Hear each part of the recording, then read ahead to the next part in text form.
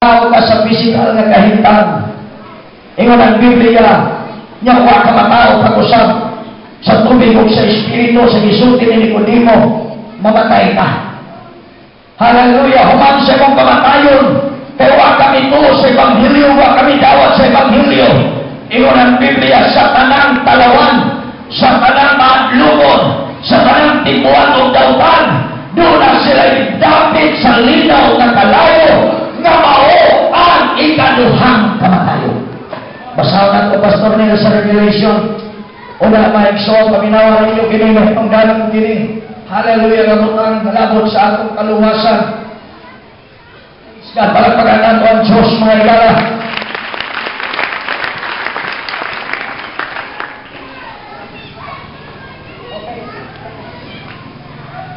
Basahan nato maigsoon sa Revelation. Hallelujah, nagasulti ang pulong sa Ginoo. Praise God. Revelation chapter 21. O sundan nato ang Revelation chapter 20. Reading from verse 11 na igsoon. Sige, plus Pastor Neil, para ato mabasa. Sa mga igsoon mo na hanay nga ato padunggan kinininsahe karo. Para nga dili kita magpasagan. After this, doon na tayo pipila ka mga video clips. Nga importante nga akong ipakita kaninyo sa pagpangalatod that hell is real. Ang impyerno tinoon o dili komedya ang lugar na igsoon. Ingon sa Revelation na igsoon may white throne and him that sat on it from the whole space, the earth and the heavens fled away, and there was found no place for them. Madayon. Praise God. And I saw the dead, small and great, stand before God. Mauna, mga igala, kaya pili ang imong kinabuhi. Kay dato ka man o mapobre, mo abot ang adlaw, mo tindog ka sa tubangan sa imong magbuhat, harap makinghatag kag husay kaniya.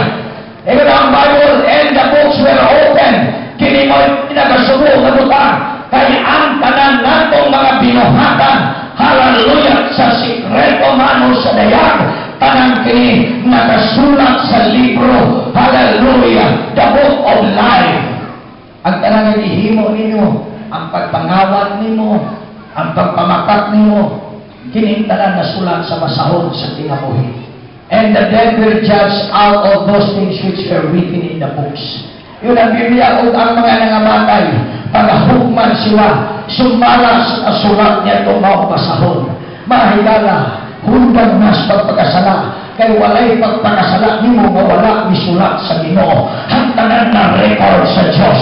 Yun ang Biblia, pagabusaan na, pagliho na mong masahon, o ang tanang mga tao, hukman, dili ka makamalibat niya itong adlaw mo, wala kong makanulog sa imong pulong, kay nahimpatik sa una-una mo sa sulat sa masahon sa Diyos. Kining pizza 26 na bulan sa Agosto sa tuwing 2011 niyata nining gymnasium nakadungog mo sa pulong sa Ginoo o kini na sulat sa Diyos, mahigala.